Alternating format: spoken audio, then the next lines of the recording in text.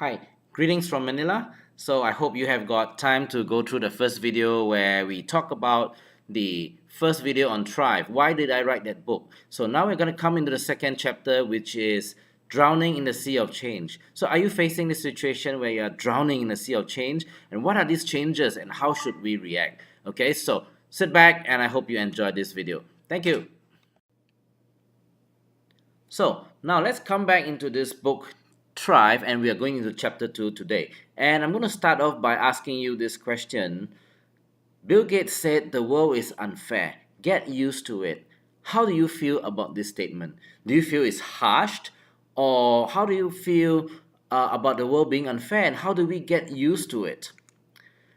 I really believe that when we are faced with an unfair world, the only way we can deal with it is to find an unfair advantage. And that is the only way we can really thrive in an unfair world. That instead of focusing on, oh, the world is being so unfair to me. Now, actually, every one of us are made with unique advantages. How do we find that and turn that into our own unfair advantage? So, this is what this is all about, and I would like to introduce to you this chapter, chapter 2. And we start at this point, or this chapter called Are You Drowning in a Sea of Change? So, in this chapter, if you read the book, I started off with a story, and it's a story of this teacher in the UK who, after 15 years, decided to quit. Now, she has been a very good teacher. She loved the job, she loved the students, she find it meaningful, but in the end, why did she decide to quit? Well, in a very long blog post where she poured out her feelings, she actually talked about how there's so many changes to the teaching profession, and she found it hard to keep up, and that's why she took a step away. Now, the sad thing is that we have got people who are like that, who are very passionate, who really care about their work, but they're just not able to keep up in this sea of change. So, what is this sea of change that's happening around us? Let's look at four ways our careers will be impacted by this sea of change. Right, the first is what we call a jobless GDP growth phenomenon. And this is interesting because countries are starting to see GDP growing, but correspondingly, the number of jobs do not grow. For example, Silicon Valley creates the same GDP as Detroit, but at the same time, they only require 10% of the manpower that Detroit needs because Detroit is heavy manufacturing, whereas Silicon Valley is tech, right? So you have this jobless GDP growth phenomenon. And in the past, people thought, oh, with this new tech companies growing very fast, creating a lot of jobs, they will be able to replace the jobs displaced by other more traditional industries. But it's not happening because the skill sets is too different, or you just do not need so many people to create the same amount of value. The second phenomenon is what we call the rise of the professional on demand. Now, this is interesting because a lot of companies, a lot of these big MNCs, they are just retrenching people to please shareholders, and not just because times are good or bad. And what is happening to the people is that in the past, we professionals, where do we derive our sense of stability, security, and status? It's really from working with these big companies, right? But what is happening is that as these people get displaced, more and more jobs, these professional jobs, are being outsourced to people who are on a temporary, on a contract basis. So these professionals have to move from a permanent platform to what we call contract or project based work. And of course, the third phenomenon, which is massive outsourcing, is directly related to this rise of the professional on demand, where professional jobs are starting to become outsourced. I remember there was once in our company we needed to get some very urgent help to come out with a script for a event. So it's like writing a movie script or a play script, and we contacted some local script writers in Singapore. But because it was a public holiday, they couldn't make it. They asked for a certain amount of money, and they said we could only deliver this in 2 weeks. Then we went online and we found a portal where there were so many professionals who listed their services, and we got that script done in less than 24 hours. And it was written by a professional scriptwriter in the US and charging at a much, much less rate than what a person would have done here in Singapore. And of course, the last phenomenon that will impact our career is disruptive technologies. And we know that what this really means is that technology is really replacing the kind of work that people can do. So let's look at an example. We have here Kenny G. Many of us, we grow up listening to his music, and he actually is one of those people who gave a public interview where he said that most people in the music industry don't make as much money as we used to because of all the various sources that people can source for music now, right? And fortunately for him, technology being a two-edged sword, he found another way to make money, which is through trading stocks and shares and investing. This is another example of how technology and science will really displace very traditional industries. So when we talk about disruptive technology, we talk about like very high-tech things. But what about something so fundamental like meat? So this is a company called Memphis Meats, and you can scan the QR code here, and you can watch a video about them. And they are actually creating meat in a laboratory.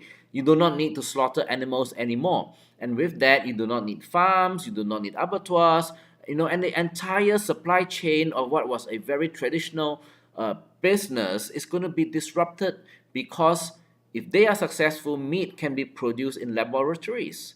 So this whole four phenomenons are really changing our careers and the way we work. So what are we going to do about it? If you look at it, what does it really mean is this. If you look at this graph, you will see that the first industrial revolution, the second industrial revolution, the third industrial revolution, and the fourth industrial revolution, the timelines are getting shorter and shorter. So what does it mean? It means that basically things are changing faster and faster, and therefore we need to become more adept at adapting to all these changes and recreating ourselves. But what does it really mean? Because if you look at this progression, it looks like more and more technology is going to replace humans. Does it mean that we do not have hope? So can we afford not to change? But more importantly, what are we going to change to? Are there any hope for humans? And this is where I think the unfair advantage of human beings are we have traits like empathy, connection, leadership, judgment, collaboration, creative thinking, and relationships, building and managing relationships. These are the traits that will never be replaced by machines. In other words, these are our unfair advantages. If we can find how we can magnify the value we create through these human traits, then we add value to what machines can do, and we will never be replaced or displaced. As Peter Drucker said, the best way to predict your future is to create it. So now I hope that through this book and through the techniques we talk about in this book, we can really create our own future by understanding our unfair advantage, to find the unfair advantage within us and create our future with it. So let me tell you a story of a man who's very good at creating his own future. Jack Ma. So we all know about Jack Ma founding Alibaba, right? But in his early years, he was very interesting, and because I find that he's so good, the innate human unfair advantage in him is really in how he seeks opportunities. So when he was a kid, when it was on the weekend, all the other kids are resting at home, sleeping in, Jack wakes up early to go and look for tourists. Why? Because he offers himself as a free guide as an opportunity for him to practice English. In fact, the name Jack was given to him by some of these tourist friends that he made. Of course, when he became older, he went to the US on a business trip, and he searched online, and he found out that there was no way for people to access products in China. Like, even if people are interested to find products made in China, they could not. And there he found another opportunity. And as we say, the rest is history. He created Alibaba. But what I really want to share with you from Jack's story is Jack had an unfair advantage, which is very human, right? Which is how he would always spot opportunities, how he would create opportunities. Technology came in later on to give him a tool to create value, but fundamentally he knew that he his own innate sense of looking for opportunities, which is his human trait, that was his unfair advantage. So you can scan this QR code to watch a video about Jack Ma, to listen to him talk about his life and learn something from there. I find this very interesting that he's really a man that we can learn from. Now, I would like to end by just asking you some reflection questions. So at this point of time, are you worried about being displaced in this sea of changes? Are you one of those people who you feel that your job is in danger?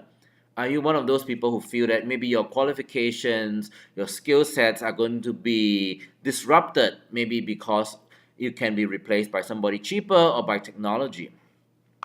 Now, the second question I want you to reflect upon would be what human traits you have that you think can give you an unfair advantage in today's world. What are those human traits that machines cannot replace, that you have, that can be used to create value for you? And lastly, how do you use these traits to create your own future? Now, I hope that you are not pessimistic and feel that things are hopeless, because when you really look at yourself, like Jack Ma did even from young, he creates his own future because he understood what are his human traits that gave him an unfair advantage. So, I hope that with these few reflection points, you can start this journey of finding your unfair advantage. Thank you.